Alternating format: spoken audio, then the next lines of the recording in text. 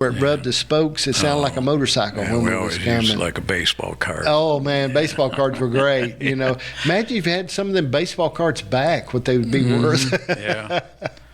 Yeah, I remember I bought a car one time, and I always took the seats out of the cars when I bought it to clean it good, and under the back seat you always find a bunch of money. And anyway, I found a baseball card under the back seat of this, I think it was a 65 Corvair, and it was like a trading card from the early 60s, and it was worth some money probably at that time, you know.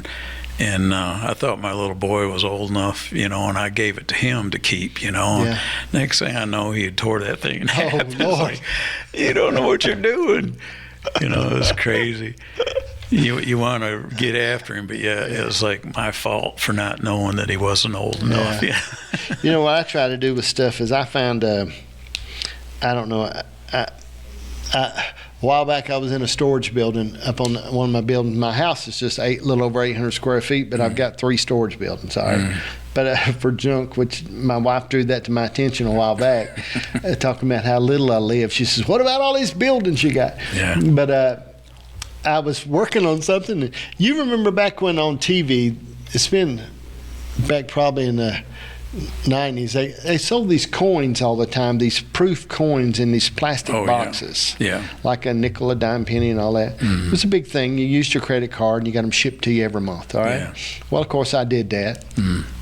Had all kinds of coins. And I was up there in that building and working on something, and just junk in the building, and I pulled out this box, and there was this box full of all those coins. I don't even know what they were worth now. You know what I mean? They're all mint. Yeah. Well, they're worth a nickel and So a quarter.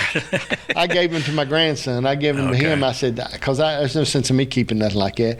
And every time I get something, I would, you know, I buy at the auction. If they come across these collector's knives, like a Loretta Lynn knife or whatever, Johnny Cash, you know, I always buy them in the box. And now I give them, as soon as I get back home, I give them to one of the grandkids, because there's no sense in me keeping it. I tell them, I said, someday you sell it, don't keep it. You know what I mean? If it's worth anything, sell it. And but I mean, I don't know. I don't keep anything like that anymore. I just what I keep now is something that be sentimental, real sentimental to me, that I'll keep, that I run across. And I've got a set of I've got a jar full of beans.